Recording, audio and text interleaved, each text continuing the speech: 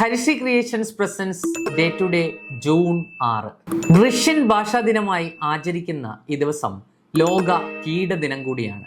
മഹാകവി ഉള്ളൂരും കേരള ചരിത്രത്തിലെ വനിതാ പ്രാതിനിധ്യമായ ആനിമസ്ക്രീനും ജനിച്ചത് ഒരു ജൂൺ 6 1944 ജൂൺ 6 ആദ്യമായി സുഭാഷ് ചന്ദ്രബോസ് ഗാന്ധിജിയെ രാഷ്ട്രപിതാവ് എന്ന് വിശേഷിപ്പിച്ചത്.